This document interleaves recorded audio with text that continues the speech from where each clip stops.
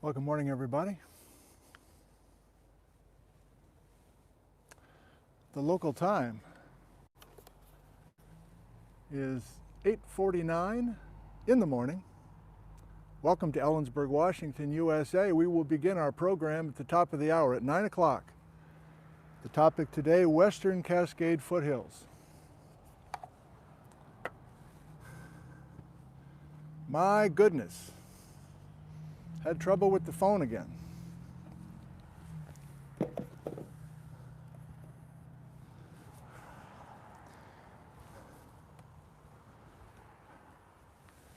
So let me ask, are we functional?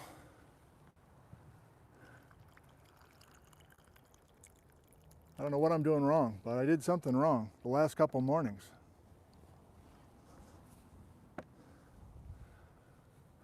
Or 5x5, thank you. Letha Lee is good. Let's say good morning to a few people. Slightly rattled. I've been running all over the place. Inside the house, outside the house. Power the phone down. Repower it up. Whidbey Island is here. Finland is here. Hello, Anarika. Aloha, Oregon. The Czech Republic, Susanna. Philadelphia. Coffee. Blodgett, Oregon. Scotland checking in. Hello. Chelan, Washington. Camarillo, Caheyo. Dublin, Ohio. Burlington, Washington. Oh man, we're talking about Burlington today. West Palm Beach, Florida. Dartmouth, UK. Silesia, Carlton. The Big Cypress Swamp. Saubers down there, nice. Texas.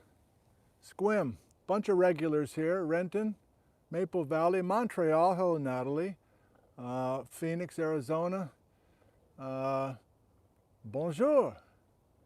Welcome to the aux États-Unis.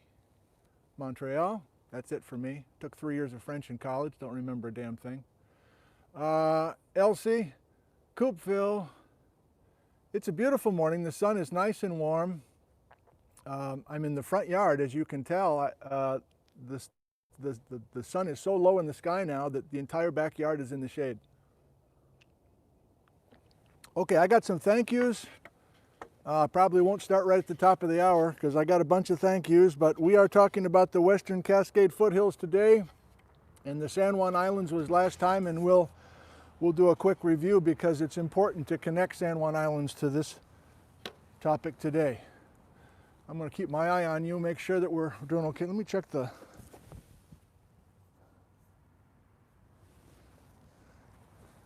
Yeah, we'll keep the neighbors out of it. They're having breakfast right now. Okay, thank yous. Thank you to Consuelo, who sent something else from Spokane this time. Can't keep track of where you're from, Consuelo, but she sent this absolutely vintage 1941 map. Where did I write the, yes. Are you a fan of maps? Do you know about this guy and how famous his 1941 Pacific Northwest map is? Google this and you'll see a stunning map. This is in very delicate shape, but Consuelo, thank you. I will get it framed and I will use it at school. So what a treat to have something this rare, and I appreciate you passing it along. Thank you.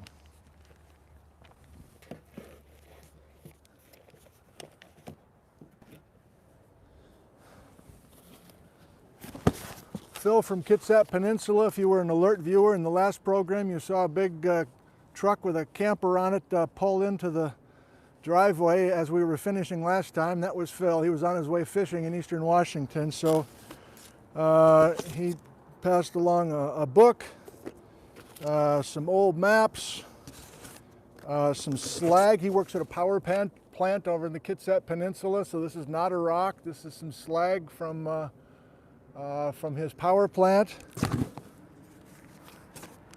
And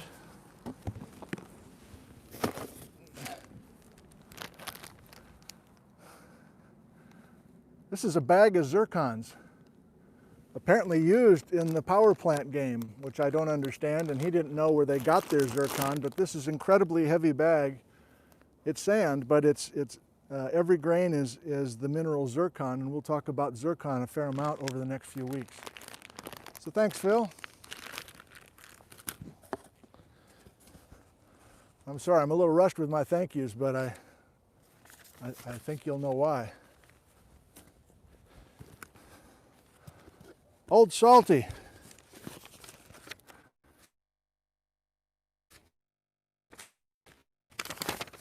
This is Andrew, aka Old Salty.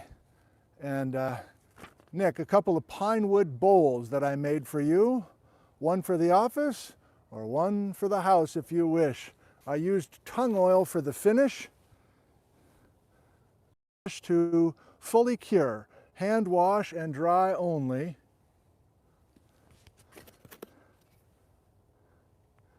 And then more about care of these wonderful handmade bowls by Andrew. Where are you from, Andrew? Olympia. Thank you, Andrew, very much.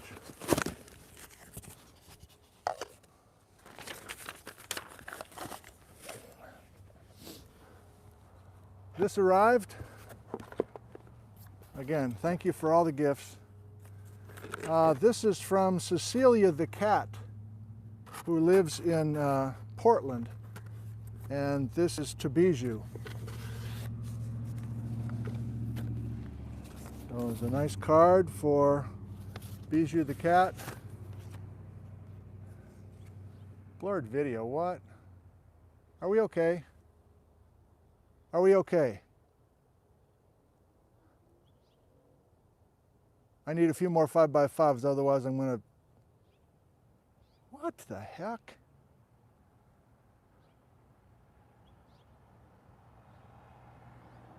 Okay, I've seen enough 5x5s that I'm not gonna worry. Going in and out. I don't know, I gotta proceed, okay? So this is to Bijou from Cecilia.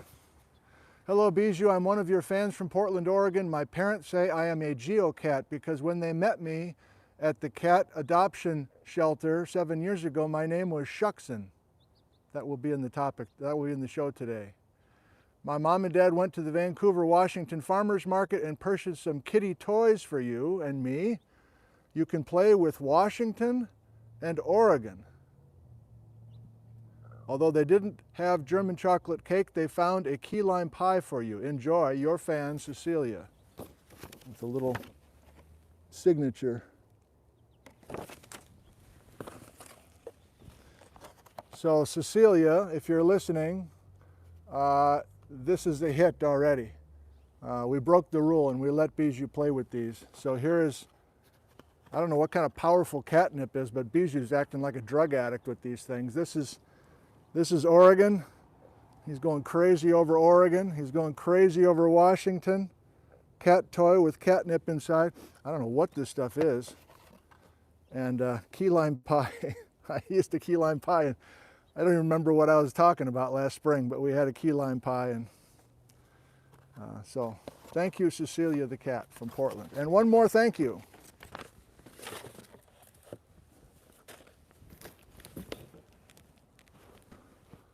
Oh boy. Oh boy.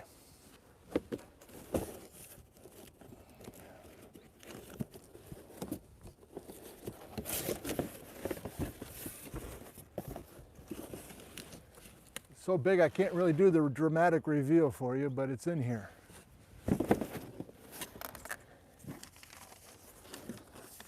This is from Gary in Arlington, Washington.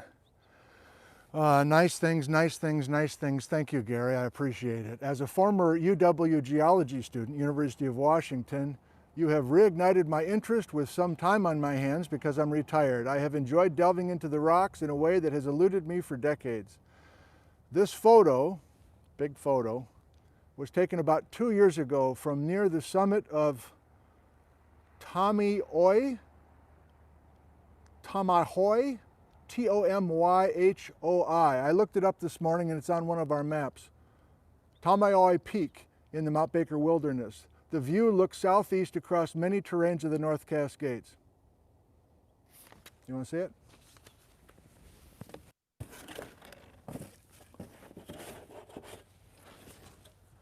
I mean, come on, Gary. Come on, Gary. Are you kidding me?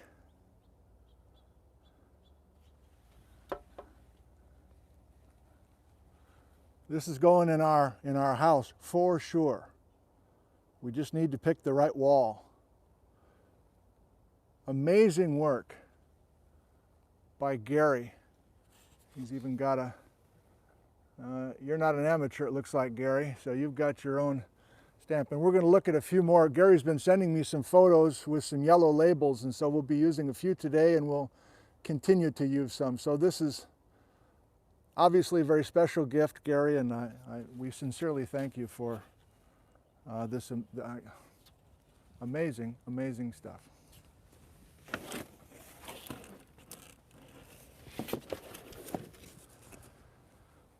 Okay, man, it's 9 o'clock. I'm going to be 3 minutes late because I got to settle down and get my head right. Thank you for joining us.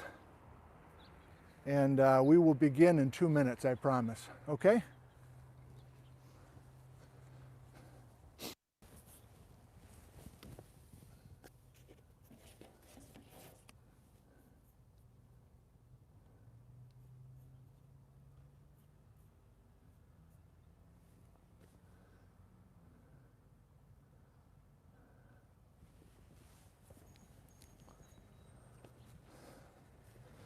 Hot mic.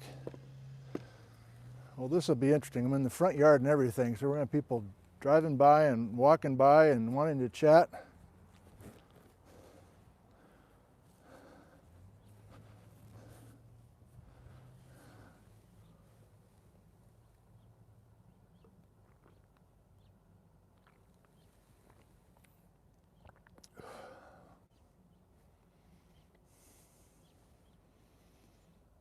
Got to get my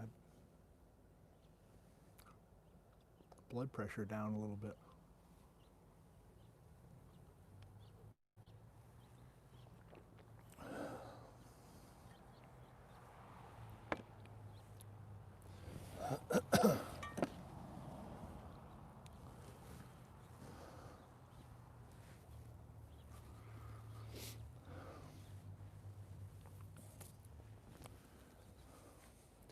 A pleasant good morning to you all. Thank you for joining us. I'm so glad that you could be with us today. It's November 1st. It's a Sunday morning. We just changed our clocks back an hour, so I had an extra hour to prepare for this talk today.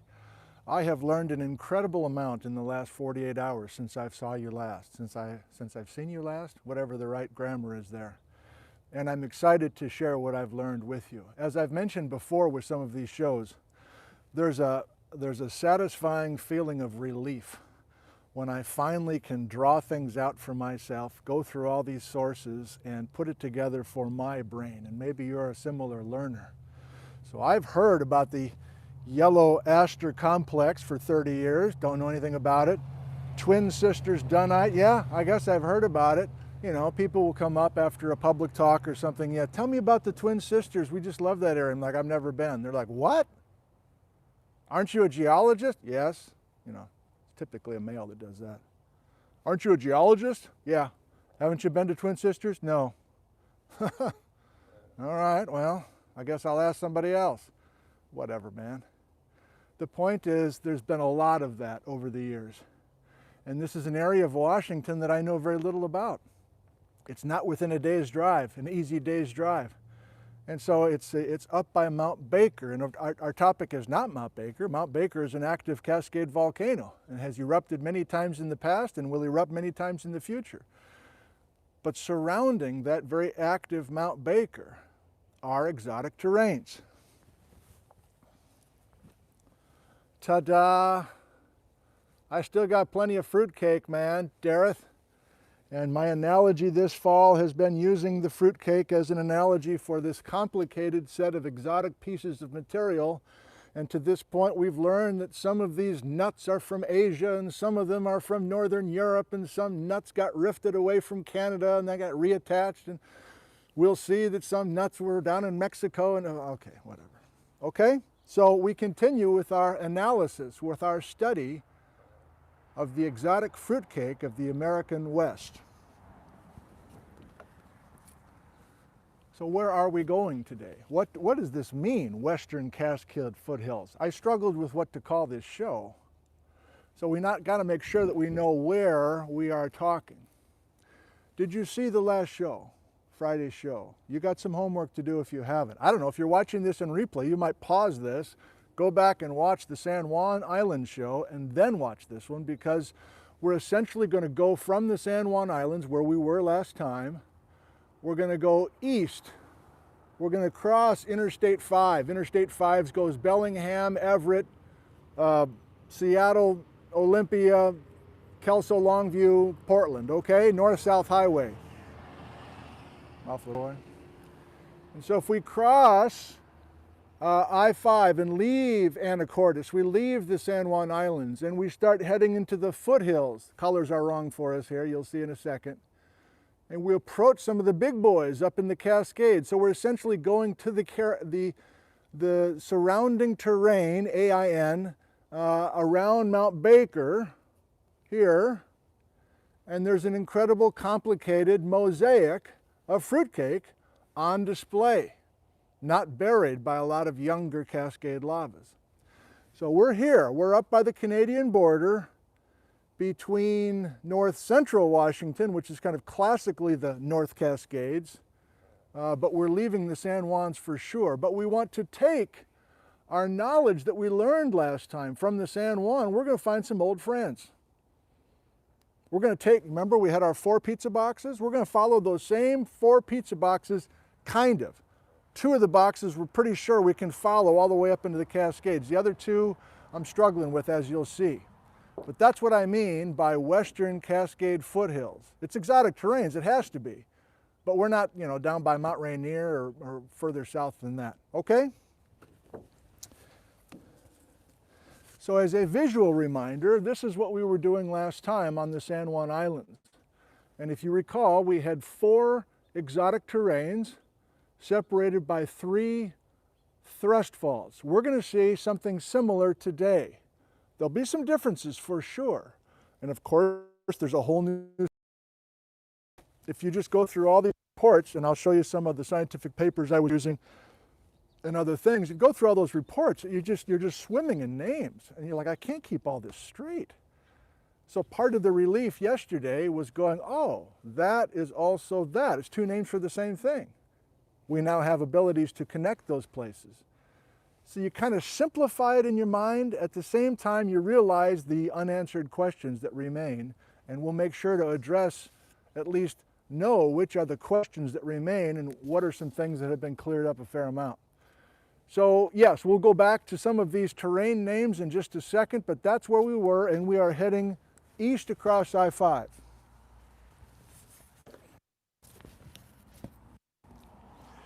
It's a 3-act play as always, and like we did last time, Act 1 will be the long rocks,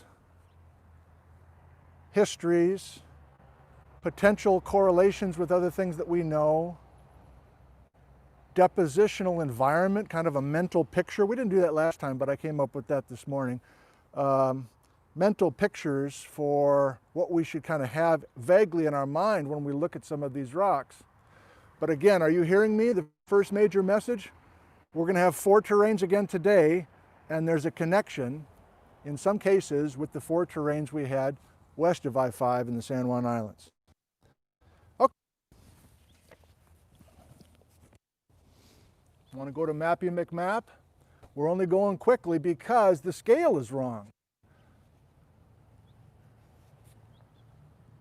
I like the sun.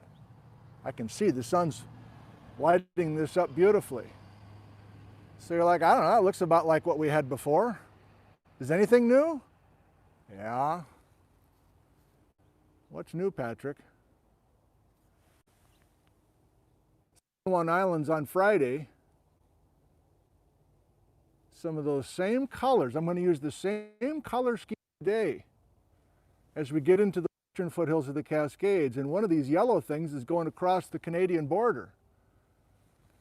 So we can eventually fill some of this in, not all, but I don't know that stuff yet.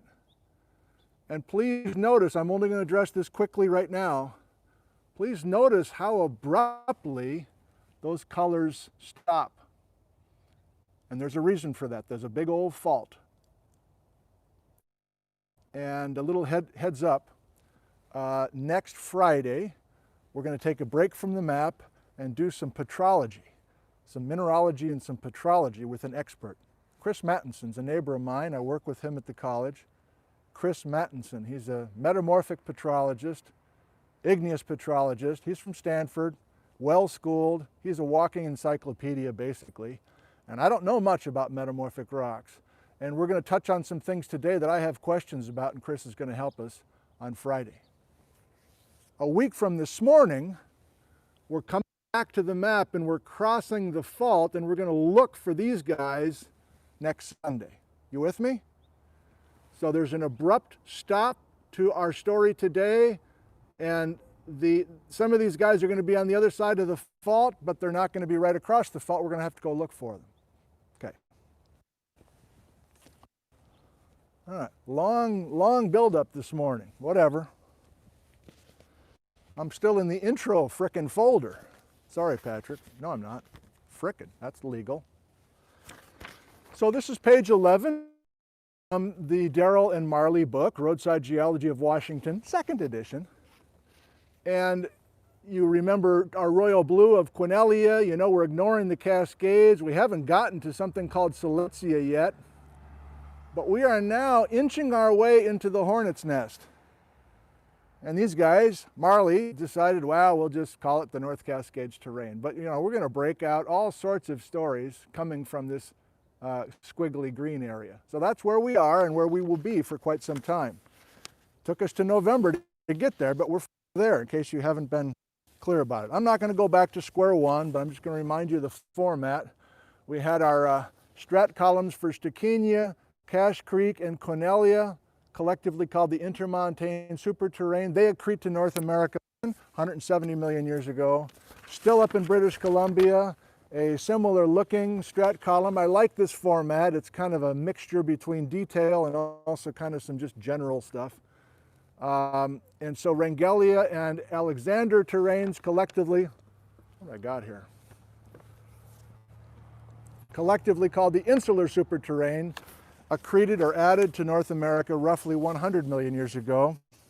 Still a little confused with the timing of those thrust faults, but we'll get into it then. So our visual for the intermontane superterrane are two island volcanic arcs, oceanic volcanic arcs, the twins I called them, with this crazy exotic material with Tethyan fossils coming across the Pacific, Asian material essentially. So, folder 1.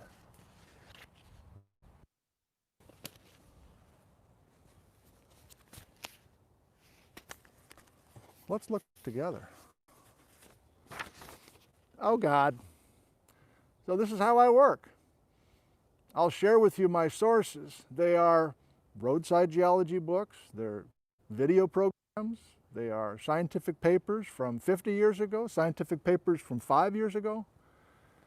And I just need to kind of write things out, and I eventually find some connections that many keep bringing up, and so I go, okay, we'll go with it.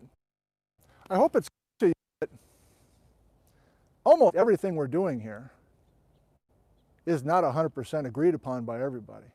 Almost everything, even the rocks. So it's an exciting topic. It's partly exciting because there's so much debate. And so I'm doing my best to present a coherent story as I learn week to week, session by session. But if I haven't admitted to you before, I'm admitting to you now, I'm making some connections that maybe not everybody's happy with. I try to say when I feel like it's kind of, you know, maybe or for sure, listen to that maybe, listen for that. If I say this is pretty much everybody agrees on this, This one's more of an open question. I just want to make sure you know that there's plenty of things to work on, and I'm just trying to give you a report on where we kind of are in 2020, the best that I can understand it from a regional point of view. Okay, so you're like, well, this doesn't help me at all, and you're like, I agree with you. What might help you, Ned Brown is coming up a lot again today. We mentioned Ned last time. Ned Brown, longtime geology professor at Western Washington University in Bellingham, Washington. And he had a flurry of scientific papers that came out about 10 years ago-ish. And instead of redrafting things that I liked, I just took my colored pencils and went right into the printed papers. And I have little notes to myself about what I wanted to show you from each of these. So, what do I want to show you from this? So there's a cartoon I want to show you. And this is the first major message today. Ready?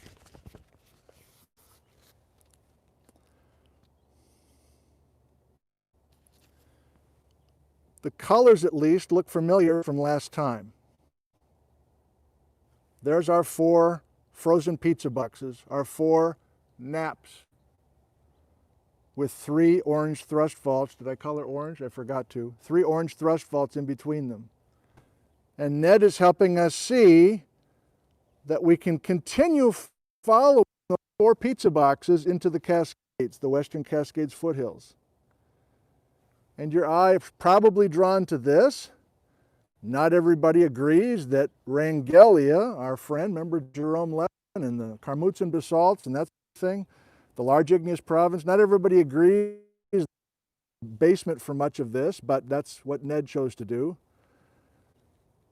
These Melange belts, I thought about including here, but I then decided, Daryl suggested I hold off, and I appreciate his advice. So there's a separate story from that younger-most stuff. So I'm graphically now showing you what I told you 5 minutes ago. We're just going to follow these things away from the San Juans. Is there another cartoon here?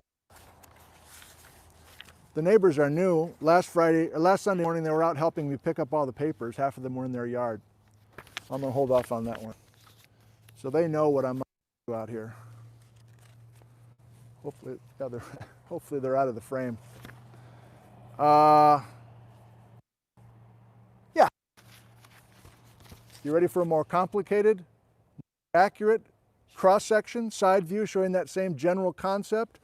And then we'll go to our new strat column for today. I'll just give you a quick look at this. I don't think we'll spend a lot of time on it right now, but this is a little bit more, this is less cartoonish and more helping us go from San Juans over to the Western Cascade foothills and realizing that our thrust faults as well can be followed. I remembered orange this time. And there's some funkiness over here surrounding Mount Baker, the volcano. And we've kind of folded the whole thing. I'm not going to have much to say about that. But you know how I work, and maybe by now you work as well with this series. I need kind of some broad stuff before we go down and start picking away grains at an outcrop. I mean, I'm interested in the details, but I can't start with the details. I lose interest. I need this kind of framing before I'm willing to dive in and get my nose right there on the rocks. So speaking of that, let's get to our new terrain names. Colors are going to be the same.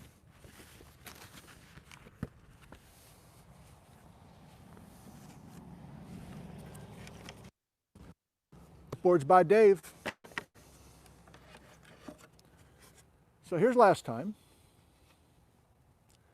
And I'll just pause for just a second. Let's see. Yeah, let's get this over here on this side. So you remember we had the Turtleback. I kind of forget myself. I'm reading backwards now. The Turtleback terrain, the Dead Man Bay terrain, the Constitution/Lopez complex, and then the Decatur terrain. And I am reminding you now, so we're kind of doing a little bit of review from Friday. I'm reminding you that we picked yellow for Turtleback because most everybody now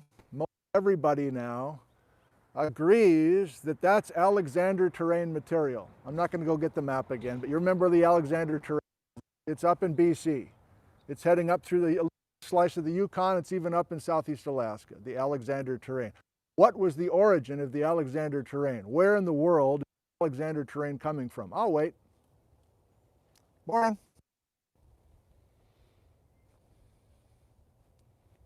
Mainly to see if we're functional. Did you get the question? I'm nothing yet.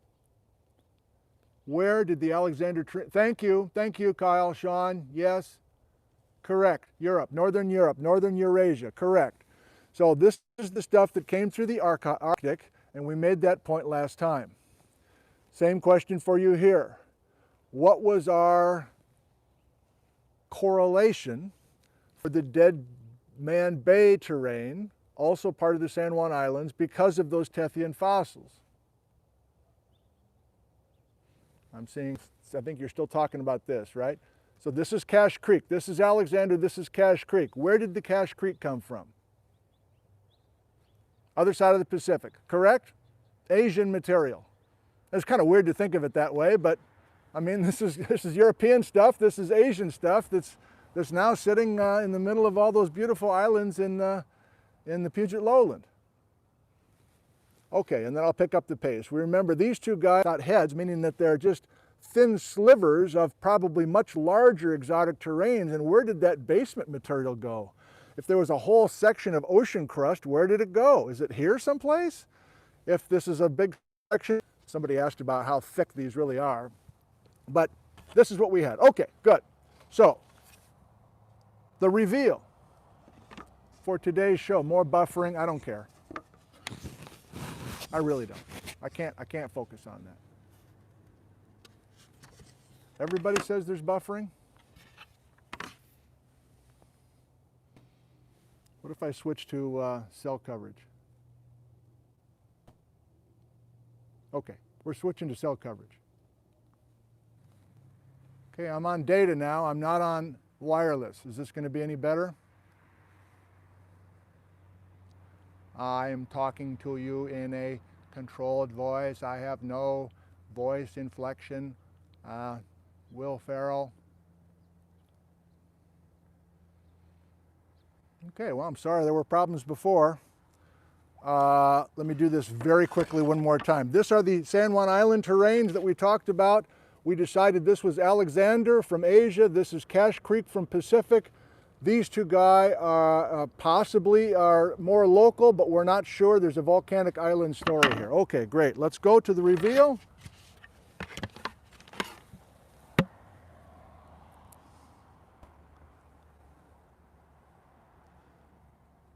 So there are some similarities and there are some differences. I think the first takeaway, again, this is the Western Cascade foothills that I'm holding over here, correct? I think the first takeaway is that we have a similar look in general. And because of that, I chose the same colors. Now, right up front, I got to be clear. Most everybody, especially Ned Brown, who's done a lion's share of this research in the last 50 years, most everybody agrees that the Chilliwack River terrane is the same as the turtleback. And therefore, we use yellow for Chilliwack River. It's also Alexander. And you'll see that down below, the basement rock of the Chilliwack River terrane is the very famous yellow aster complex. And that kept coming up. Remember the guy, well, we can give him a name, I don't know, Roger. Roger says, have you been to Yellow Aster? What's the story? I'm like, I've never been there. You haven't been to the Yellow Aster? No, I haven't. Knock it off. So the Yellow Aster is notable for a number of reasons. If you are a backcountry person and you've been there, I still haven't been there. But if you've been to, you haven't been. So you can maybe contribute right now some live comments about what makes the Yellow Aster area so unique to you. Maybe it's a plant community, maybe it's the look of the rock, maybe it's something else. But this Yellow Aster thing has been studied quite a bit, and I kept hearing about it because it was so unusual compared to everything around it. Well, now we realize it is unusual compared to things around it because it's got this Northern Europe story that we talked about with the Alexander terrane. Otherwise, there's some similarities with the arc volcanics and the general agreement of the age range from oldest to youngest, and even the basement of the turtleback has some correlations with this other stuff. Now, I'm going to make one other comment before we go much further, before I forget about it. I think it's fair to say that 30 years ago, there was a lot of thinking, God, this stuff looks a lot like this stuff, like separated by half a state or even 3 states away. And the data 30 years ago, I may be speaking out of turn here, but the data 30 years ago was like, you know, what kind of rock is it? What basic fossils might we have? What basic ages do we have? But the dating techniques were not super precise 30 years ago. Sue me if I'm saying the wrong thing here. But we have advanced with how to collect very careful geochemical and zircon information from many of these terranes. And my main point is, I think I have this correct, we have more ways in the last 10 years to realize 2 different terranes really are the same thing. They were given different names because we just didn't have quite the level of precision with the field data to make a convincing case that they really were twins or siblings. But we now have it from Ned Brown's papers, for instance, and George Garrell's, and a bunch of others using techniques in the last 15, 20 years. Jamie McDonald will keep coming up in the next few weeks as well, or at least few sessions. Okay, let's continue. The Bell Pass Melange, now look at that. Look at how unusual this is. Can you even see the bottom of it? Patrick, I ran out of room again. Patrick, I ran out of room again. Look at the age range. This is by far, out of all the exotic terranes we've studied so far, I think it's the record for span of time. But you'll also notice that there's this really weird collection of blocks of other terranes that are within the Bell Pass. Now you do remember the melange word, I think, right? Melange is pretty much everything but the kitchen sink. Or what's the phrase? Everything in the, I don't know, kitchen sink. It's an incredible variety of slices, slivers, blocks that are all swept up together. And I've got a visual for you. But the most famous of the exotic blocks that apparently is a monster block that I'm coloring a very dark purple is the Twin Sisters dunnite. And you probably don't know the word dunnite. I didn't really. Stuff directly from the mantle. And that will be a theme for this coming Friday with Chris Mattinson. All of these ultramafic mantle rocks or subduction zone rocks, that's a whole different story. How can we tell the difference? If we're looking at metamorphic rocks, how do we know they're all kind of green rocks? Like, how do we know the specific pressure, temperature conditions, etc.? So this dunnite, this Twin Sisters dunnite, is the star of the show within the Bell Pass, but there's blocks of the yellow aster in the Bell Pass. So this is not really 2 exotic terranes sitting side by side. It's a bit more complicated. So this is a difference.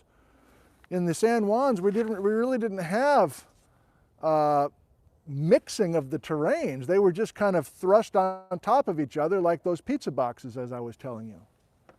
So this is some sort of cannibalization, weird word for this.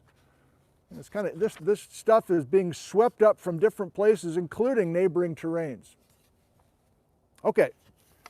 I'm coloring this grello because there are some blocks that have Tethyan fossils within them. Why is the breeze picking up at exactly the wrong time? Patrick, turn off the wind. Just kidding. So I'm certainly not saying everything is coming from Asia. So it's really almost cheating to call this Cache Creek. But I am coloring it our Cache Creek grello color because there's at least some Tethyan material within it. So there's a question mark. This is one of the major question marks. What is the story with this crazy Bell Pass melange? Nobody has a clear picture. And yet it's consistent from outcrop to outcrop as this jumbled mess, so you can map it as a mappable unit. But there's problems really understanding what the Bell Pass Melange is telling us. Speaking of problems, so these two guys are up here together, but I struggled with their colors. We had our colors, so obviously the ages match beautifully. The Constitution/Lopez and Decatur over in the San Juans, and those are correlating generally with the eastern terrain and the Nooksack terrain. But that's as far as I want to go. At parts, I was up at 4 this morning, by the way, really 5 o'clock, but the new 4 o'clock. So I had a bunch of time before we started here this morning. And I was starting to go, I colored this stuff last night. I'm like, I don't know, maybe I should have colored all this stuff one color. Like, are the Easton and Nooksack related? Were they created in? So anyway, they've been mapped as separate terrains, the Eastern terrain and Nooksack. We'll stick with that. Darrell and Marley have them listed that way. Most everybody does. But again, as we have these new techniques to get some new details, new fingerprints within these blocks, maybe we'll see more connections than we thought we had before. You can see some notes that I wrote for myself. The Darrington phyllite, the Shuxon schists, green schist and blue schist. Gary's going to show us some beautiful photos. I've got a few photos. And we're going to meet Ralph Hagerud today by video. And Ralph did a substantial amount of work on the Shuxon area and the Shuxon thrust fault, as you'll hear from him in the Cozy Fort. And then this Nooksack thing, I don't really know what to do with it. Let's go to the kind of mental images we want. Now this is me now coming up with kind of cartoonish images for these 4. But I think there might be more of a story here, especially if you go up to BC. I think the Harrison, I shouldn't even have said it. Stop. So what can we visualize? Now that we know that generally, God, I need some rubber bands now. Generally, there's agreement between these two areas. I showed you the cartoon showing those thrust sheets continuing from one area to the next. But what can we visualize if we don't have it in our heads yet for the 4 terrains, as far as their original depositional picture? Even though we don't know exactly the location of the original picture, I think we do have enough information based on the rocks and the relationship of the rocks within a terrain to come up with a cartoon for ourselves.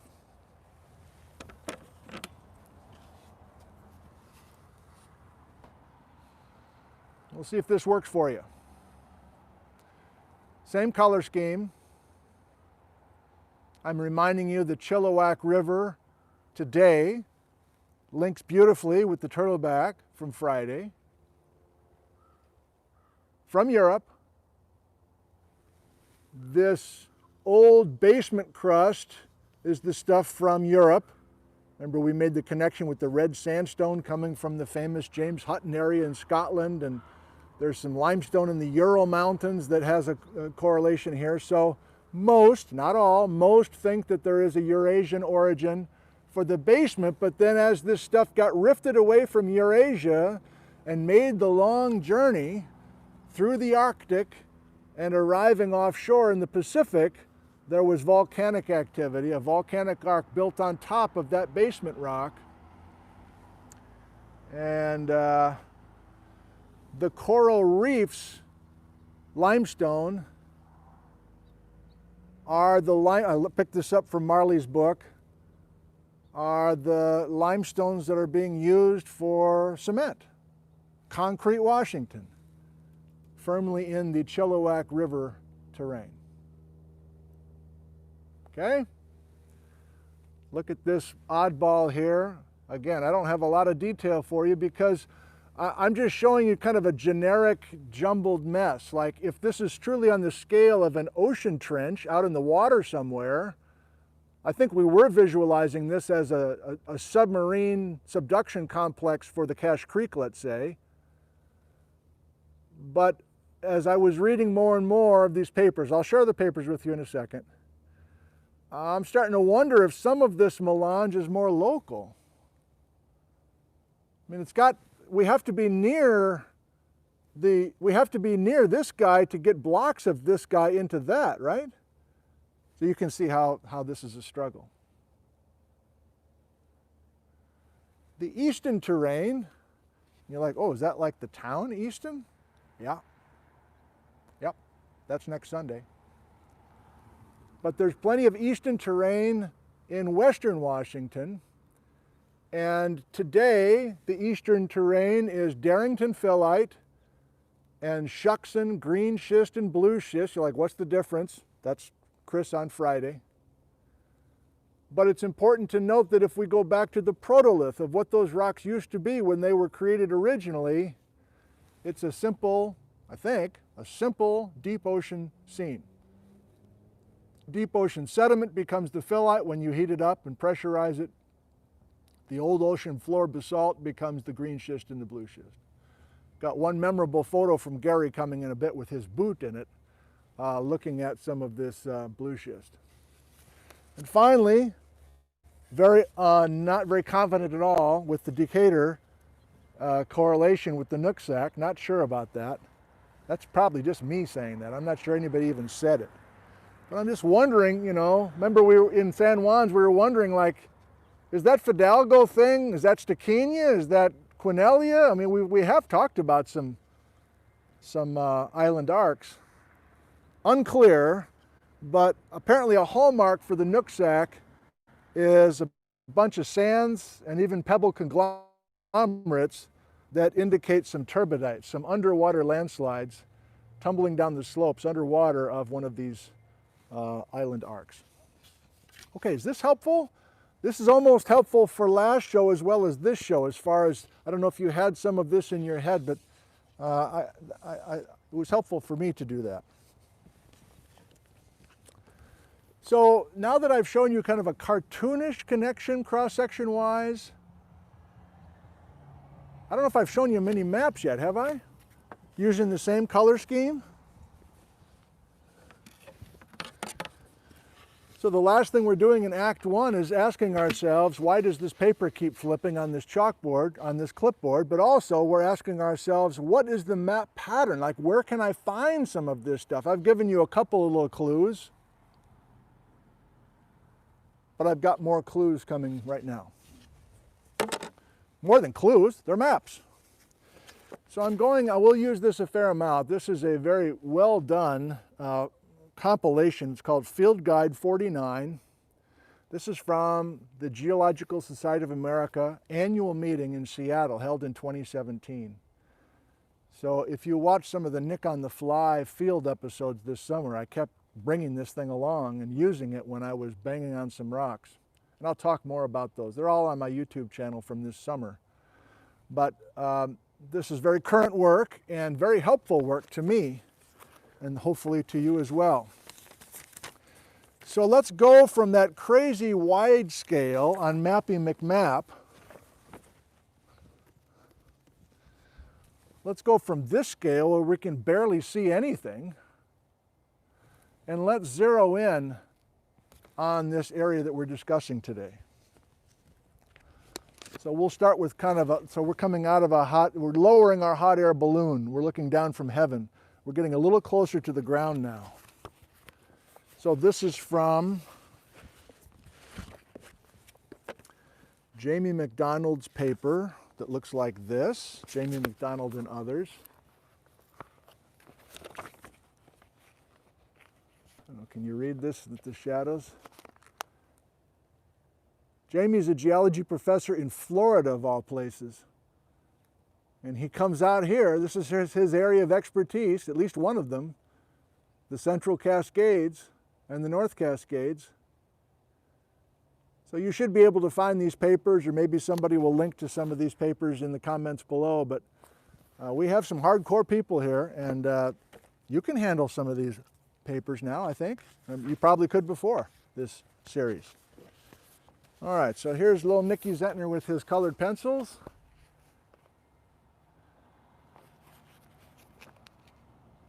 Try to hold it still for you. So of course we're looking both at the San Juan Islands from Friday. We're crossing Interstate 5, which is the red line. You can see a few towns that I put in for your convenience. And now here's our friends. I don't have enough hands, so I can't keep going back to the clipboards. I don't want to because that frickin' paper's flying all over.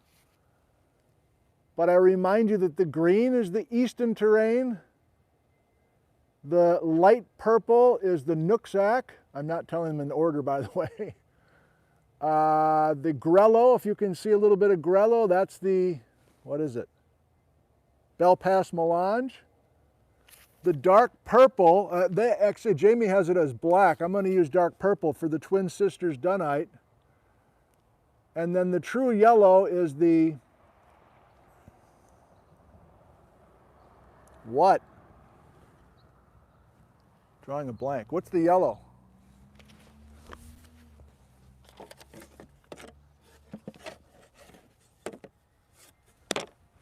Of course, the Chilliwack River. Again, we're seeing how abruptly this stops, and I don't want to be distracted by that now, but that will be our featured fault, and we'll be looking on the other side of the fault next Sunday morning. Let's zoom in a little bit more.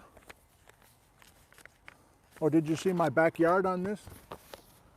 So for the first time in this series, we're actually looking at my town. So you're like, you really haven't been to these? It's like, nope. Okay, zoom in a little bit more.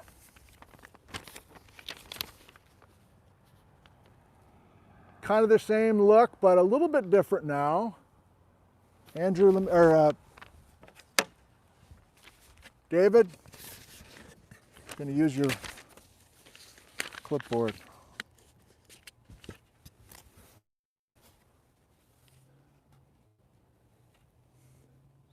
Fidalgo, Nooksack, Twin Sisters Dunnite, the dark purple. I made this dark purple as well because these are ophiolites or ultramafic or mantle rocks. I don't even know the difference.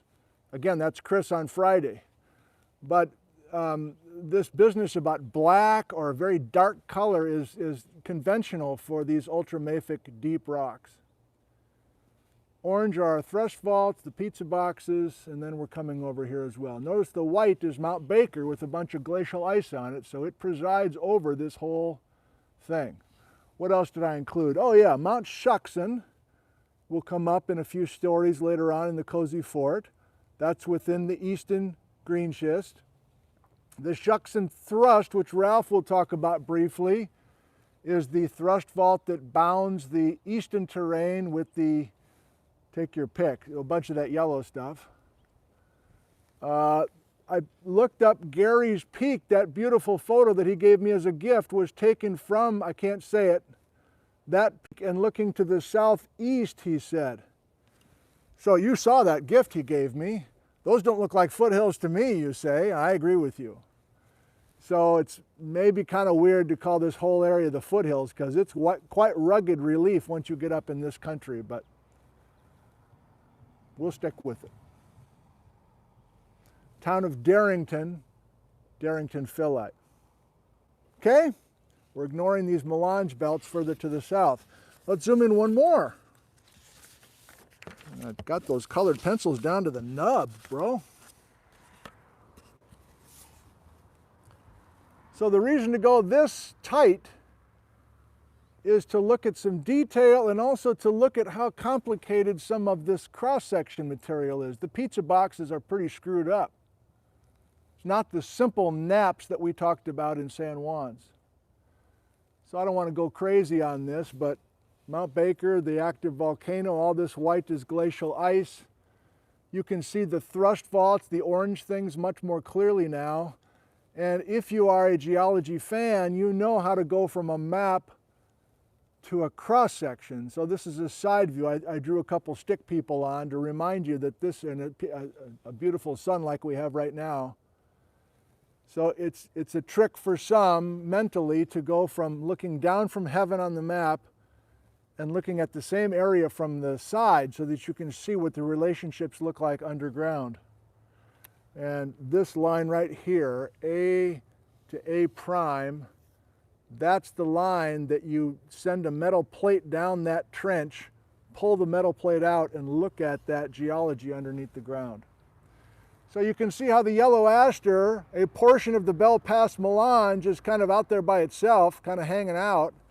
You can see how, this is Ned Brown, how he shows how complicated the blocks are within the Belle Pass.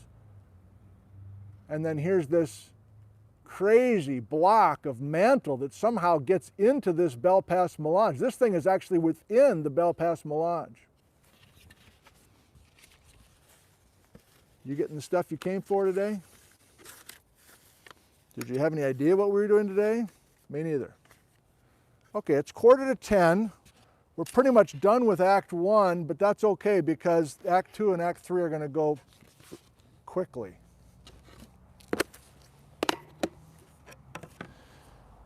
Let's switch it up just a touch and show you some other sources that I've been able to use.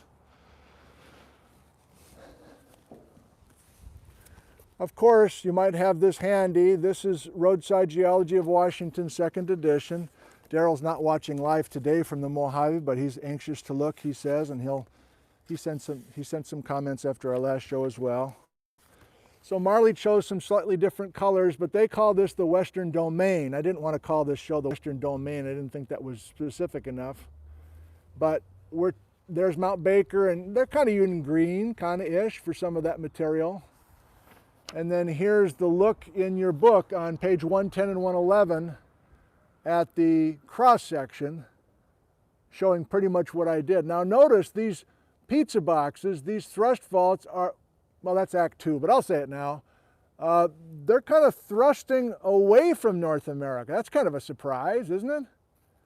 These sheets show vergence or show movement from east to west. If you recall, our pizza boxes in San Juan Islands were going southeast to northwest. So I'll comment on that and how to possibly make sense of that, even though it's confusing. Okay, so roadside. Especially when we get to the Cozy Fort today, I want to give you a sense of how rugged this terrain is, even though I'm calling it a Foothills show, and how all this precious information has been compiled painstakingly by some very rugged individuals. And this is Routes and Rocks that Ralph will talk about briefly, by Crowder and Roland Tabor. And I just grabbed one photo that I thought was amazing. Here's Crowder and Tabor back in the 60s, I guess, maybe even the 50s. Look at that. I mean, this is like a rucksack and a big old sledgehammer and a bologna sandwich, and good luck.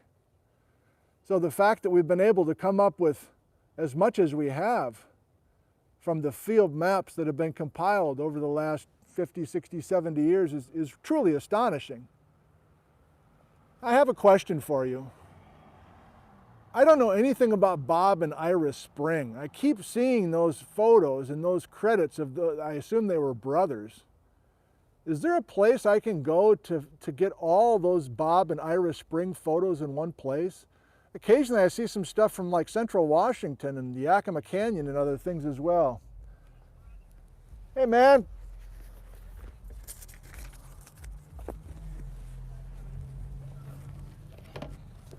I'm just going to continue with this before we go to the thrust faulting. Have I showed you this book before? Geology,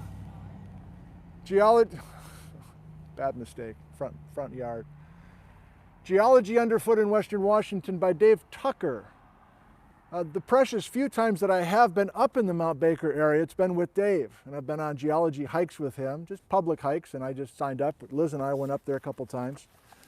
But he has had, I don't know if it's as active as it used to be, but he has a wonderful blog, Northwest Geology Field Trips. Is there another name for his site? I kind of forget. But if you Google Dave Tucker Northwest Geology Field Trips, I think you'll find his blog. I'm sorry if there's another name and I can't remember it. But I discovered Burlington Hill and a few other places just by reading his blogs. He did many of these posts about 10 years ago, and he put this book out, which is kind of a bunch of vignettes from across the state, Western Washington. So thanks to Dave for all of his good work.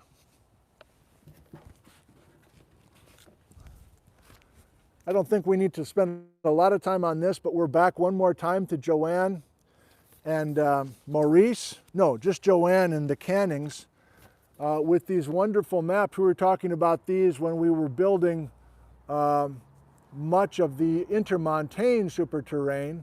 But I remind you that our yellow aster is yellow. What a crazy coincidence. Our yellow aster, part of the Chilliwack River terrain, is yellow and coming from Northern Europe through the Arctic and arriving here. And I can't hold it. I'm not going to find it. But Ned Brown has yellow he has correlations now between the yellow aster in the Chilliwack River terrain, the Yukon Tanana, a terrain that we avoided because I thought it was too far north and wasn't going to pay off for us. Do you remember this kind of brown/gray or whatever? This also has an Arctic origin, and apparently you can connect Chilliwack River terrain, according to Ned's data, with not only Alexander, but Yukon Tanana. And if you're really into this series, you remember that just casually I pointed out within Quinella there was something called the Okanagan area, like geologic area, that I didn't color a certain way, but apparently that's yellow as well. Detrital zircons, other kinds of new techniques to tie those things together. So amazing there.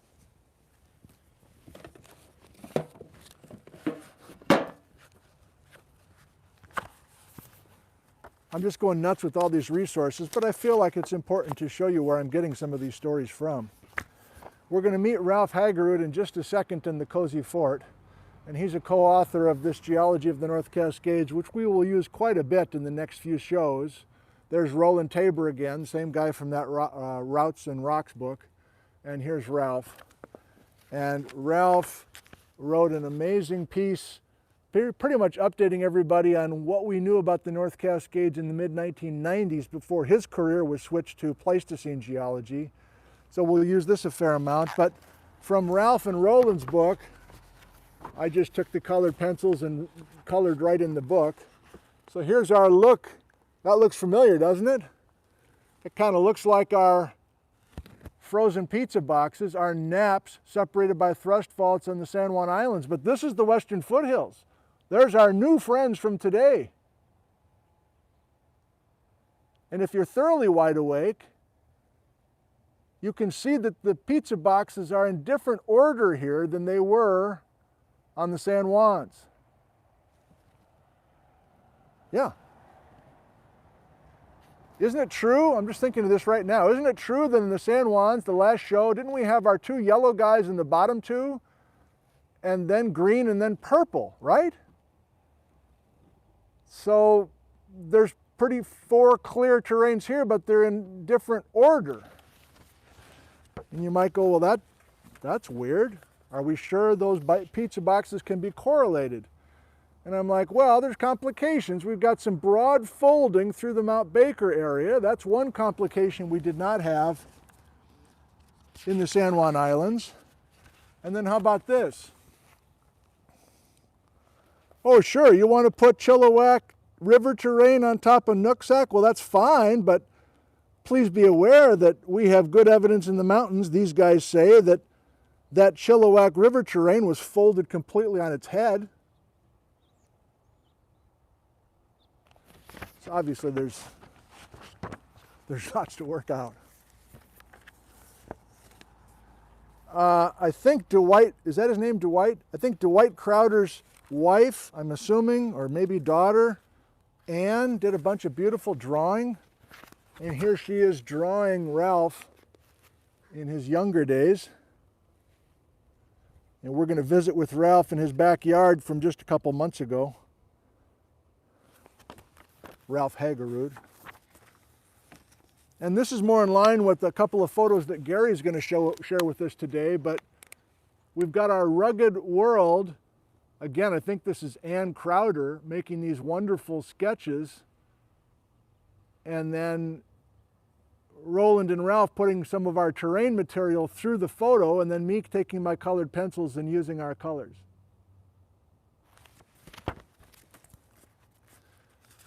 I might need some new colored pencils. Actually, I've got plenty. So there's complicated geometries is my point, more so than in the San Juan Islands. So even though we're kind of cartoonishly bringing the pizza boxes from west of I-5 to east of I-5, sometimes we kind of have to say not so fast to ourselves.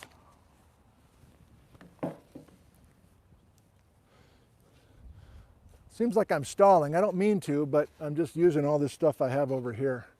So we haven't looked at this time stick in a long time, but here's the geologic history of planet Earth, broken into Precambrian, Paleozoic, Mesozoic, and Cenozoic, and going way back to early September when we started this exotic terrain series. I tried to set the idea that we really were just talking about between 250 million years ago for bringing these terrains in. Not terrains being originated. Terrain, the original rocks of these terrains goes all the way back to the late Precambrian, remember? But that's red. The red marker here, 200 to 50, God, I'm distracted by all the people walking by the house waving, sorry. This is still our time window. And why not? I'm onto the thrust fault thing. Do you remember the dates? I'm not going to wait. Do you remember the dates from last time? That kind of surprised me as far as the dates that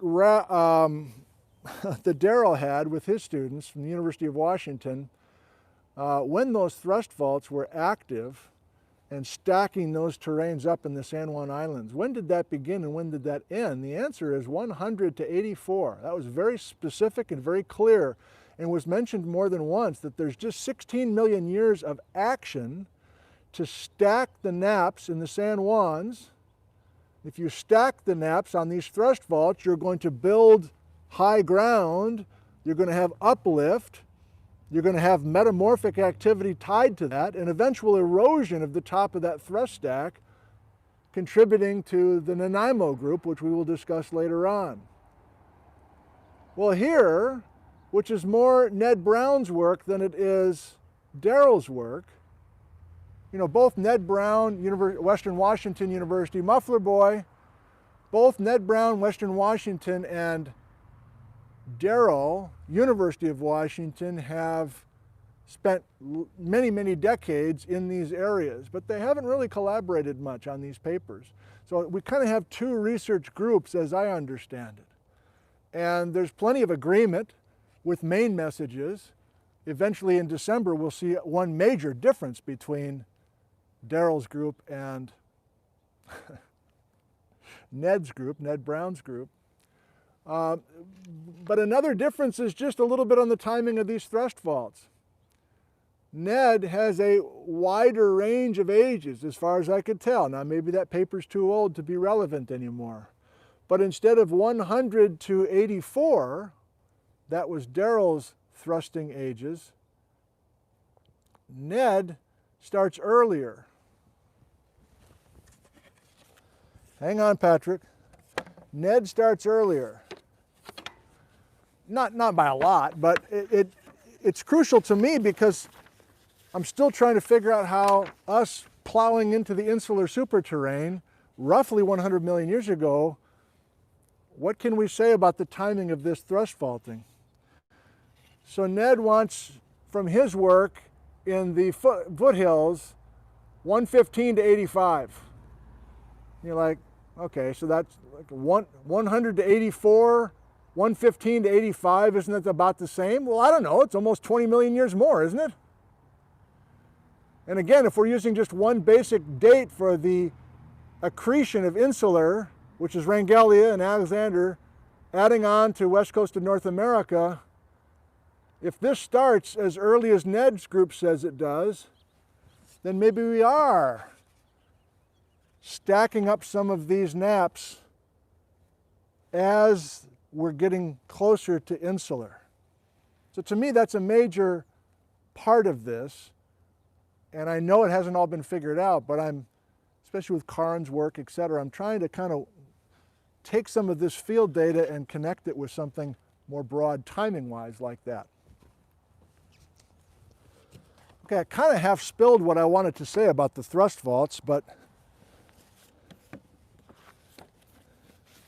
let's see if I have anything else in here. It's top of the hour. Who knows how much battery I have left, but it's not that cold. Oscar helped me realize that when it's cold, the battery doesn't last as long. So here's from Daryl's 1988 publication with student Mark Brandon. I meant to show you this last time and forgot. Here's our San Juan Island pizza boxes. And if you didn't see the last show, you don't know what I'm talking about with pizza boxes. I used pizza boxes to show these four guys being stacked one on top of another. And I was careful to say, especially after emailing with Daryl right before Friday's show, Daryl said, I don't think we have the sequence of this figured out. Like which of these pizza boxes arrived first, second, third, and fourth. And I'm like, I think I said on Friday, it makes most sense to me that this one, and then this one, and then this one, and then this one. It's a four-car pileup, and each arrival of the next nap is just going to ride up the back of the one that was there before. Well, according to Ned's group, mostly from the Foothills, he says he does have that timing worked out, that these four really are brought in, bam, bam, bam, and bam. But remember, oh, I don't think I can find it. Remember, with our Foothills, I should find it. It wasn't yellow, yellow, green, purple, right? I got to find it. It wasn't what yellow, green, purple.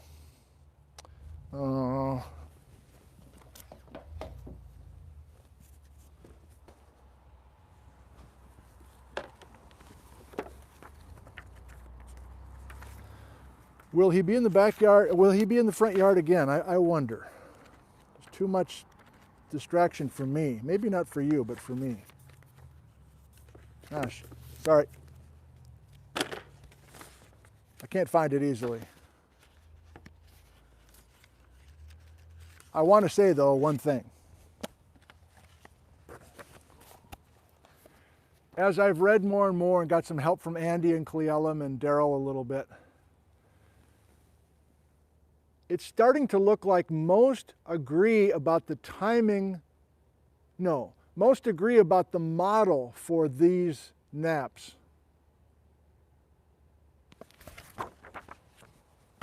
I brought them out, I might as well use them again.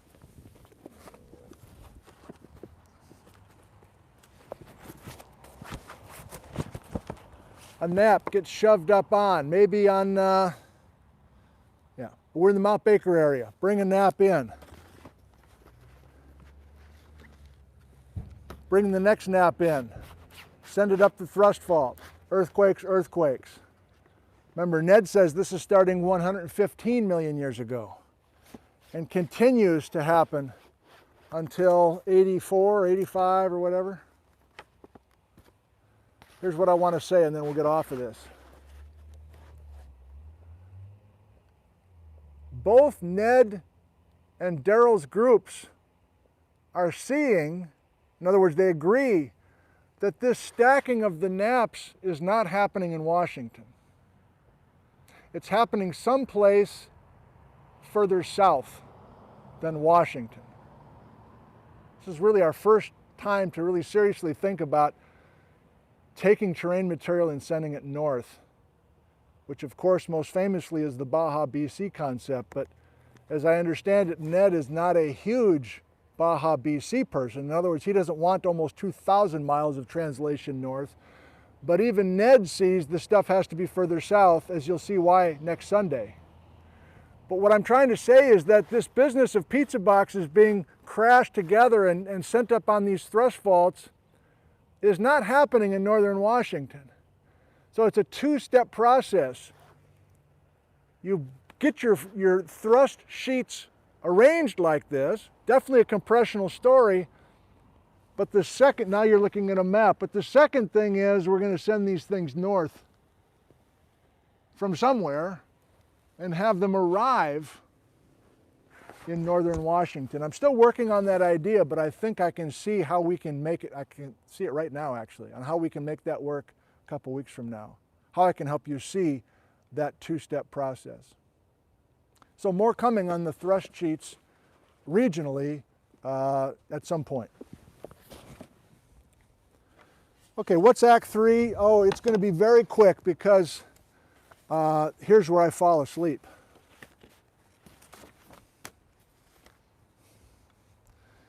You look at current papers, and I'm pretty good at looking at the pictures. And the pictures are beautiful. This is Cordova's work from the Easton Metamorphic Suite, the Easton terrain. So I'm not falling asleep now. This is a bunch of beautiful photos. I just thought it was important to show you what these rocks actually look like in the field. We're in the green terrain now, in the foothills, the eastern terrain.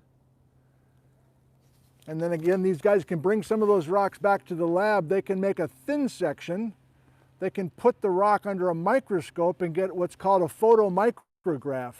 And this is not a new technique. It's been happening for more than 50 years. But all these detailed minerals can give you specific clues about the metamorphic history or the igneous history of rocks within the terrain. So why am I falling asleep? Well, half the time it's verbiage that I don't understand. Oh, I'll just show you each. Here's back to Jamie McDonald, 2015. I'm distracted now by a chainsaw. Hopefully you can't hear it as much as I can. Always just makes me feel better just to share what I'm distracted by. So here's Jamie. Something looks quite familiar. I like this though because he's got a semi-detailed map of the Mount Baker area again. This should look familiar to us now. You can see the thrust faults now. You can see how complicated they look on the map. The black teeth are on both sides, for instance. But then again, you can see that this is a bit more complicated in the foothills than it was down in the San Juans.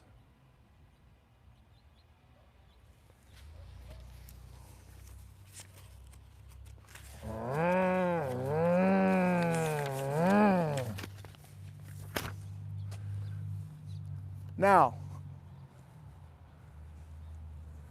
just a little sense of how much we've advanced, at least in the way the papers are presented.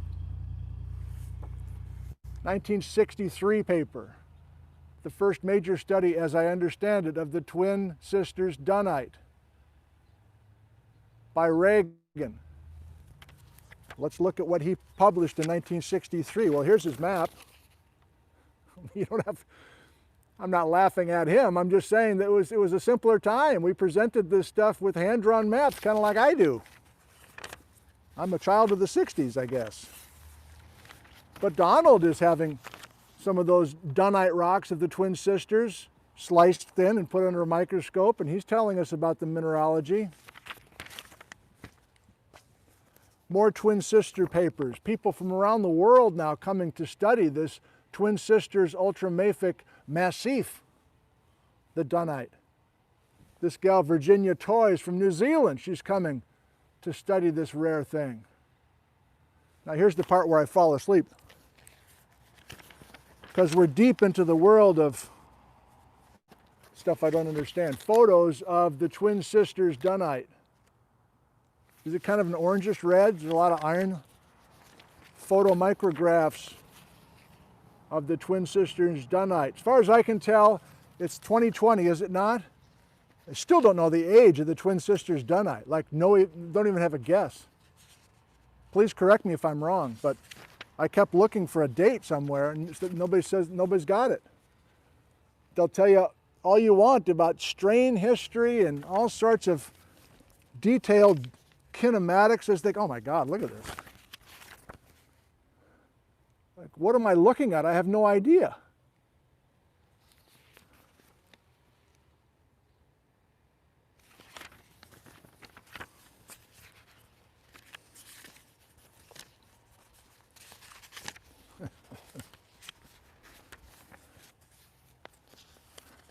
polyphase domain near clinopyroxenite dike. In the shear zone adjacent to the clinopyroxenite dike, the olivine LPO in the fine-grained mixture of olivine, clinopyroxene, and amphibole in the tail of a clinopyroxene porphyroclasts has an axial concentration of 010, obviously, at ZSZ, and weaker axial concentrations of 100, like a Miller indices, like I slept through that. Bob Gates, 1984. Rest in peace. You get the idea. Lots of exciting work, but obviously major questions. I just thought it was important to show you field photos and give you a sense of how significant some of these units are, more than just a couple people in northern Washington doing the work. Like you talk to people from all over the place, other countries, and they go, oh yeah, twin sisters dunnite, yeah, I know about it. In fact, Chris Mattinson, who will be with us next time, has made sure we got some twin sisters dunnite to put outside of our new building.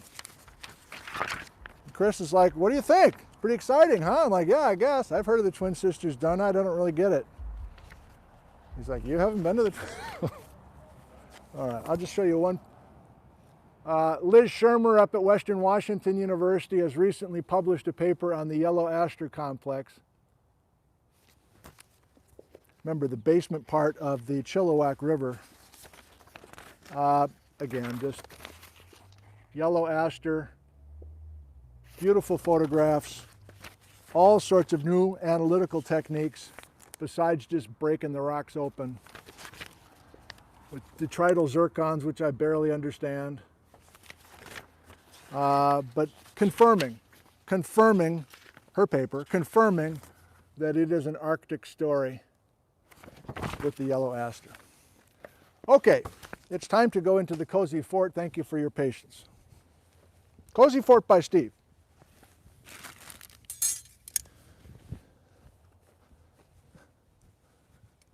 We got more than 800 people. That is comforting to see.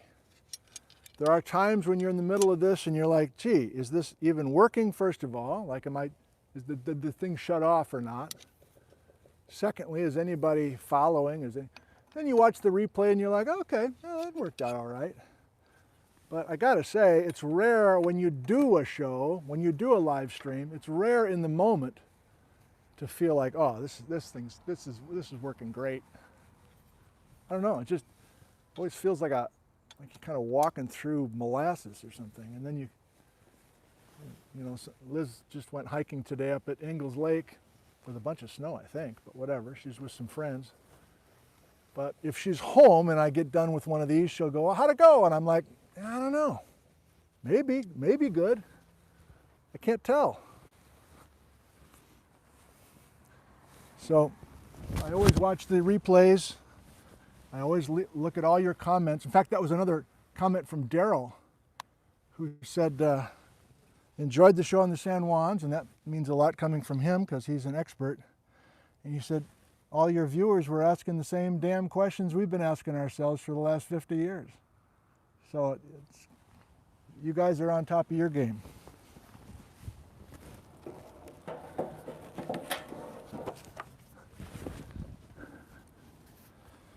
All right, I got plenty of battery in the laptop. Who knows about the phone, but we'll just assume that we're good. And I've got of course, we have wireless problems on the laptop. This is a blast. I'm having a blast with this technology this morning. God dang, hang on. Okay, is it working? Yes, okay, great. So this is the part where the old guy talks to himself. I'm going to mute us. I want to show you some photos. This is not a long session in the Cozy Fort today, but I just thought some more field photos would be helpful. First of all, a few from mine. So using Dave Tucker's book, I learned that Burlington Hill is right off of I-5, right north of downtown Burlington, Washington. Yeah, thank you. I can't plug in a power source to this camera because there's a receiver plugged into the camera. So I appreciate your help last time and again right now about how I can get a backup supply, but there's only one port on this phone, and I have to put the receiver in to communicate with the wireless microphone. Okay, so this is the Easton Metamorphic Suite, the Shuxon Green Schist. Let me just show you some photos here. Just our first look at these beautiful green rocks. I don't know, I might call the next show Green Rocks. That might be too embarrassing for Chris, but I'm thinking I might do it. Like most of these rocks that I'm curious about are oceanic rocks that have this green look, and I ultimately want to learn from him how to tell the difference between ocean floor crust that went down a subduction zone, mantle material. Is this mantle we're looking at? Oh, it's not, it's ocean floor. Well, how do you tell the difference? How does serpentinite fit into this? So Chris will watch this replay, and Chris, I'm telling you what I want to do on Friday. I think you kind of know. That's my backup hammer, by the way. I still have that one. Looks like it's been out in the rain too much. So you can literally hear the roar of I-5 from behind me as I'm taking this photo. So it's just off of I-5 on a little road going up to a cul-de-sac.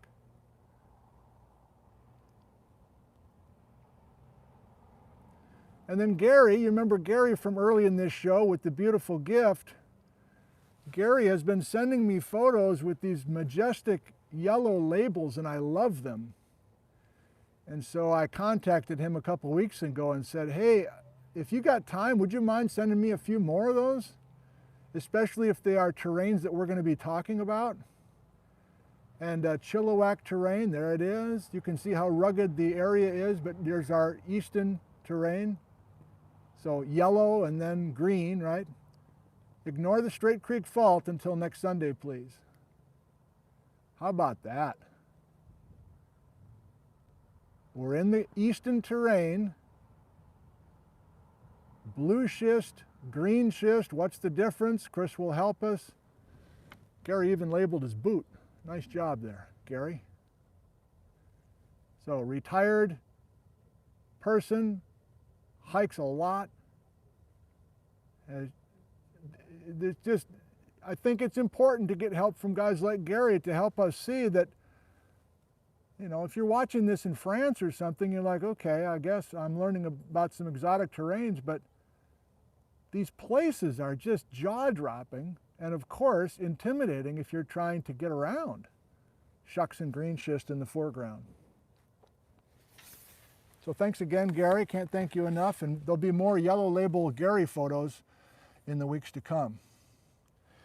I've got the volume cranked now, and I'll get my lapel mic off. I want to do 3 short clips from Ralph Hagerud, who has spent 20 years plus in the North Cascades, one of the most revered field mappers that we have. And I visited him in his backyard this summer, just late August. And I wanted to interview him. If you want to see the full interview, it's on my YouTube channel. It's called Nick on the Fly, episode 26, North Cascade interview with Ralph Hagerud. And you'll see other Nick on the Fly episodes. Most of them are exotic terrain themed, and I'll be using a bunch of these in the next few weeks. But here's 3 short parts of the interview that I thought might fit in nicely with our show here today. Ralph. You wanted to look at rocks, and so was that your master's work then, doing a kind of a graduate student at Western Washington University with Ned Brown? I went to an area east of Baker Lake, so south of Mount Shuxon, southeast of Mount Baker, and looked at the Shuxon Metamorphic Suite and the Shuxon Thrust, which I went camping. I collected samples. I looked at lots and lots of road cuts, and came back and looked at thin sections and wrote a story. So this is still the early 70s, and can you give us a early sense 80s, I think, of what was known regionally or locally with Shuxon, let's say, in that era?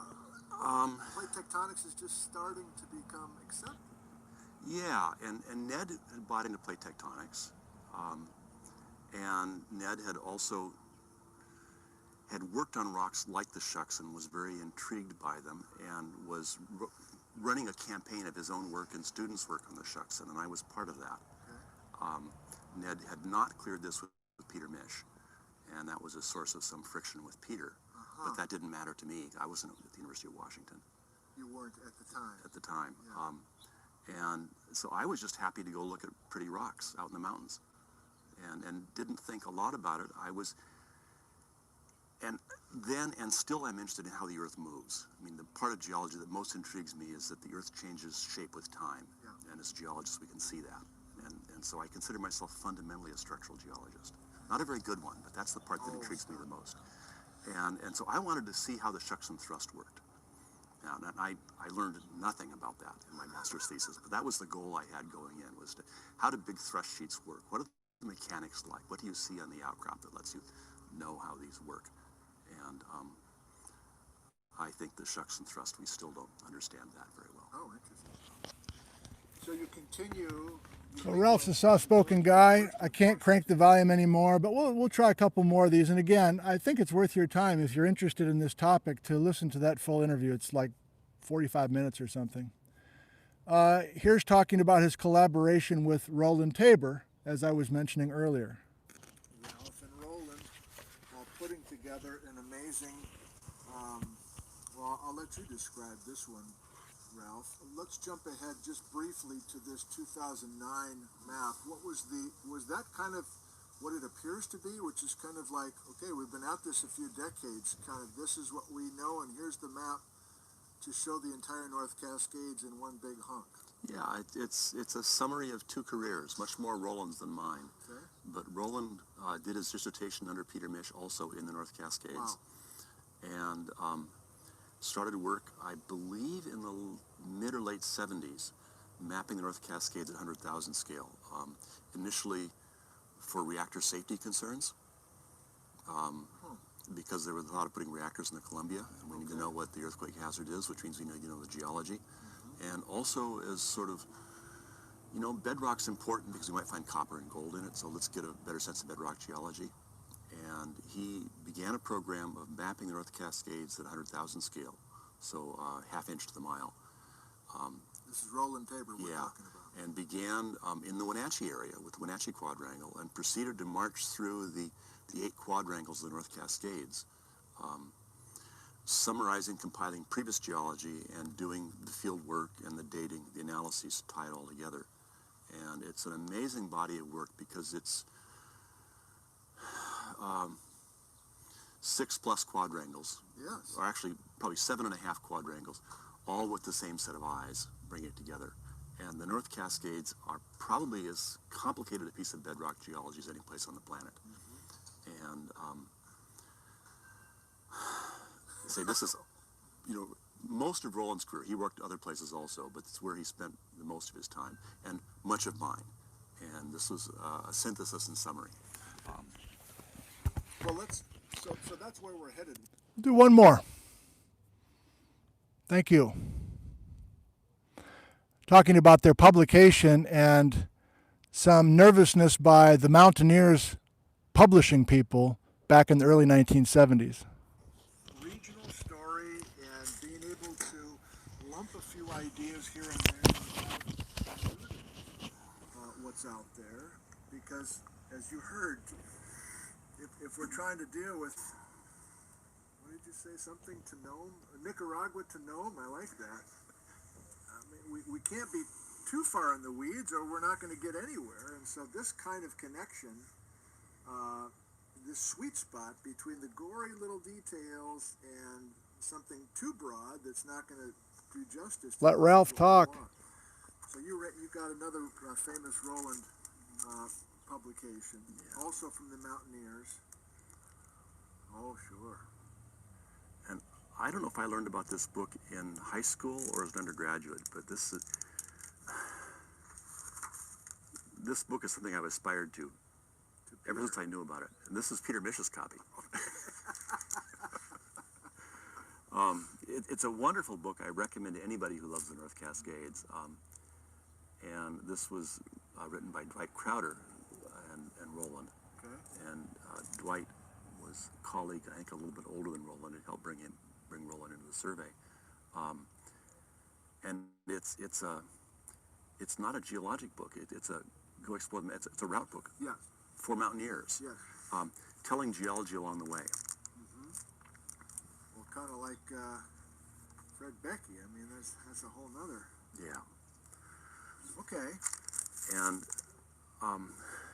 what I understand from Roland is he had been collecting notes on this and was headed towards a second edition. Oh. And that, I'm not sure when that would have been, but probably earlier mid-70s. And the Mountaineers Publications Committee was having self-doubt about publishing guidebooks because it brought too many people into the mountains. And there was a decision made to not print a second edition of this, and Roland apparently lost friends over that. And it was a painful experience, and because of that, there are no directions in here, no routes. Oh. This book does not say, go on this hike and see these things. Because of that. Because of that experience, Roland wouldn't publish a guidebook, which I have some regrets about, because if you connect the dots in here, there are some delightful trips you can do. They say, go on this day hike and see these things, and see the mountains. And not to steer you too much, but Yeah. no blatant. There's a lot of these guys still with us, and they have a lot to offer. So I'm hoping to continue to learn from them directly, as well as their published work through the years. Okay, it's time for some Q&A. I appreciate your patience. Let's go ahead and go to that. We'll get out of the cozy fort, and I'll try to answer some questions that you may have before we say goodbye to each other today. It's turning out to be a delightful morning here. Hopefully it is where you are as well, regardless of the weather. Okay, I'm going to pop the, I'm frozen here. Why would that be? Popping the chat out like a boss, going live.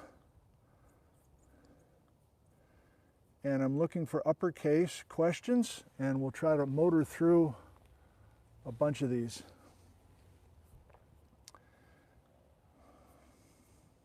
I appreciate you all participating and being with us so regularly.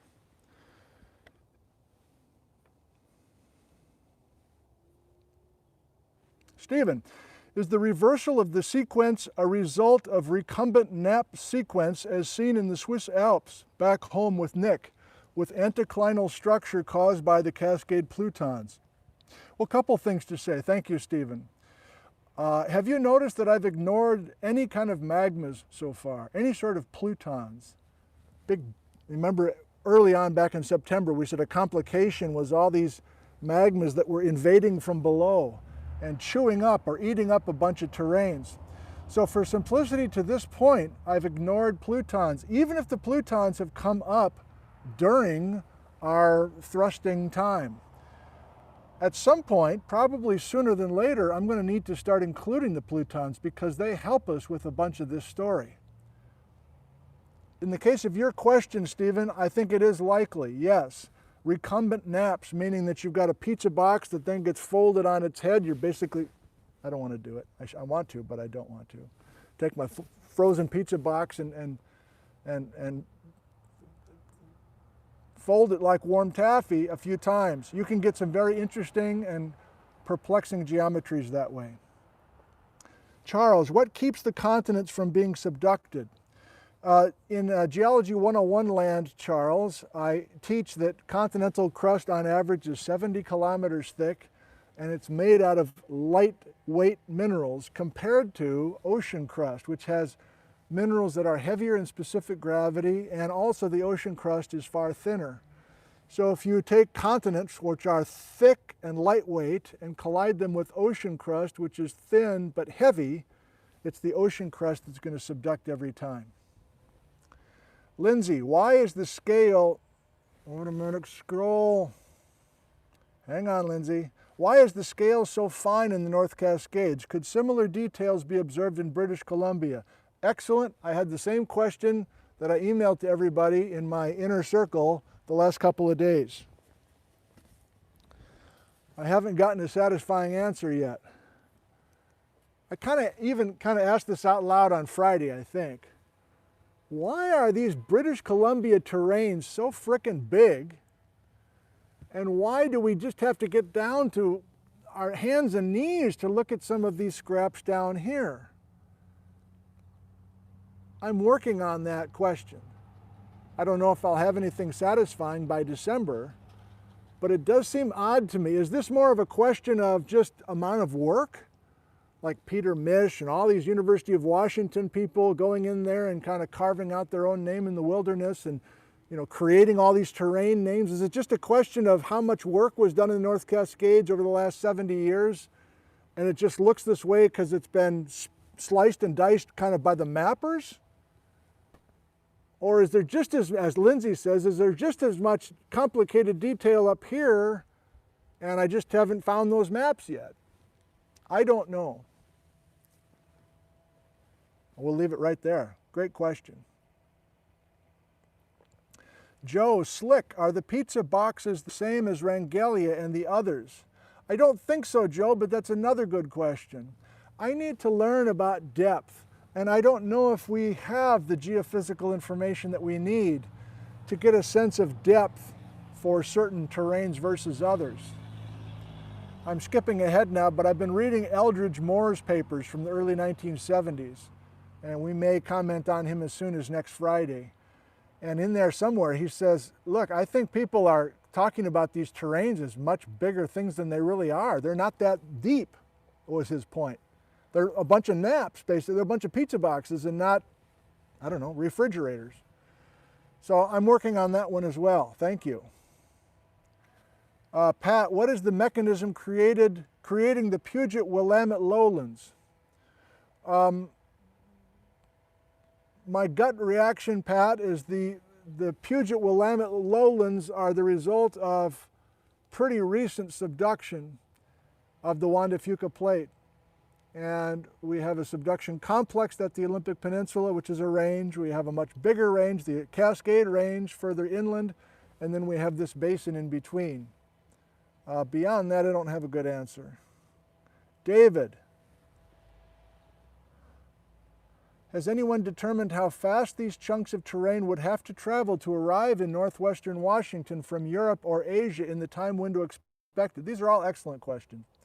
Yes, that's been a concern, and if you're a critic of the coming through the Arctic story, then you basically say, as a scientist, there's no way. There's not enough time. They can't move that fast. What are you going to water ski behind these things? And in Liz's paper and Joanne's paper and other papers where they are bringing through the Arctic, they have crunched the numbers on that. And they compare it quite often to the Caribbean plate and how quickly things are moving on the Caribbean plate. And that's also kind of a narrow ocean chute, essentially, between continents. So according to the Arctic people's papers, those rates of movement are within reason for what we observe on the planet today. A few more. Elaine, is the change in the location of the naps due to thrusting under?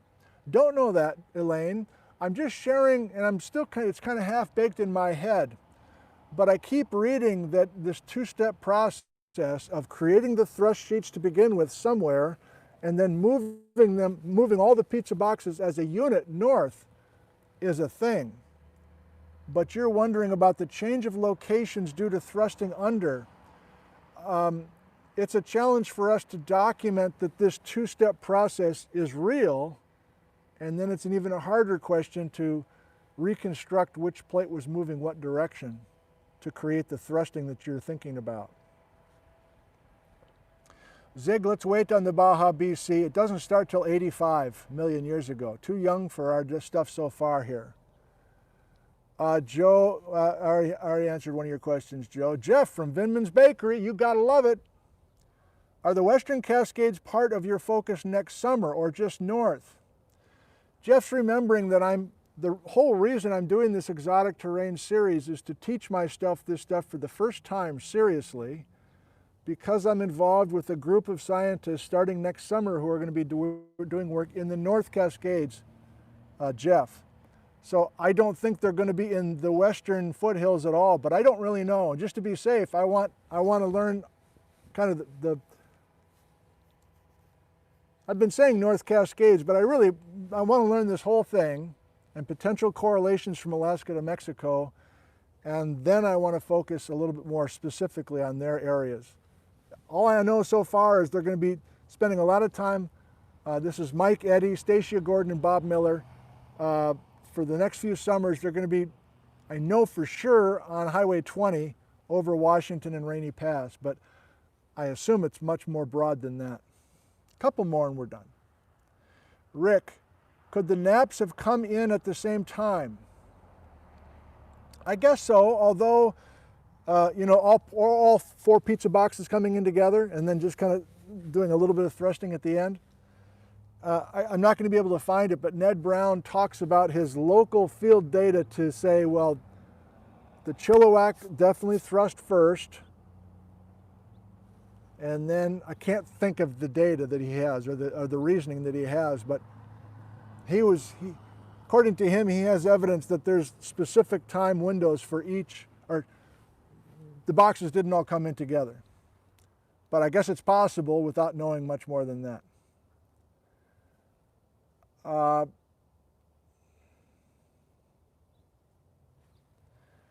We'll finish with this. Papagino, would we find more of these terranes under the German chocolate cake? Absolutely yes.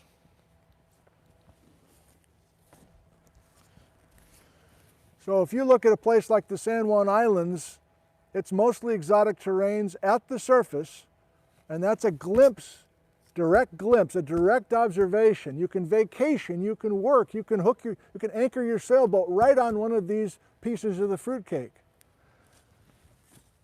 But I remind most of you, if you were not with us in September, or remind you if you've forgotten, we're not going to color this entire thing by December.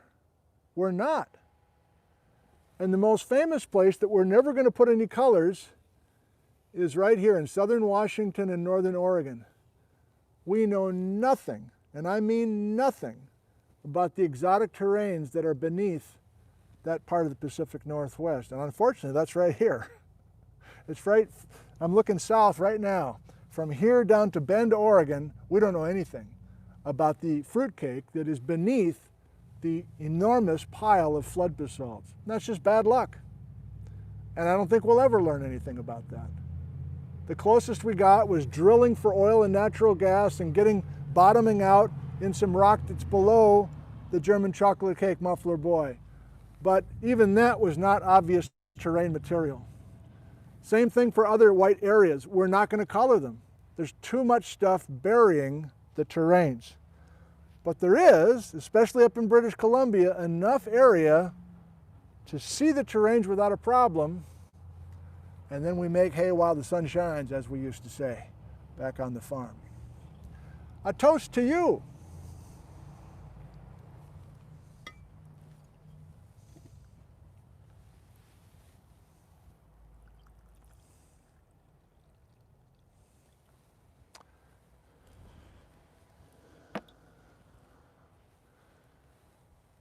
Here's to my patience as I continue to try to deal with what I thought was a solved issue with the technology involving wireless and data coverage here in Ellensburg, Washington.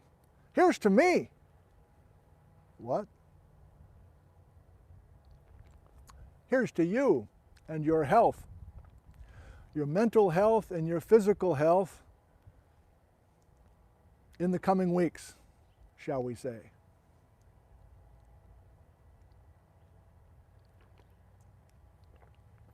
Here's to all the community that we have.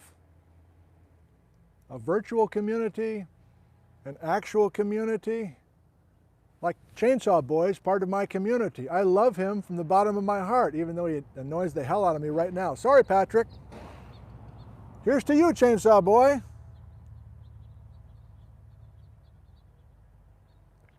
Chipper Shredder Boy. And you want to do one? You come up with this last toast.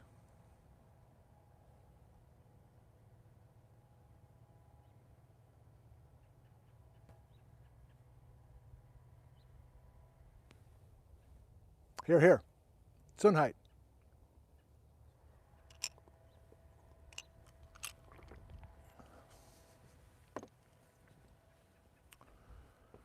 Thank you so much for joining us this morning.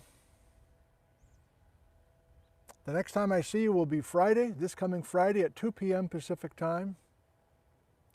My neighbor Chris Mattinson will be with me, and we'll have a whole session devoted to complicated metamorphic and igneous rocks, most of them green colored, involving these exotic terranes. We'll look for you then. Thanks for watching. I love you and goodbye.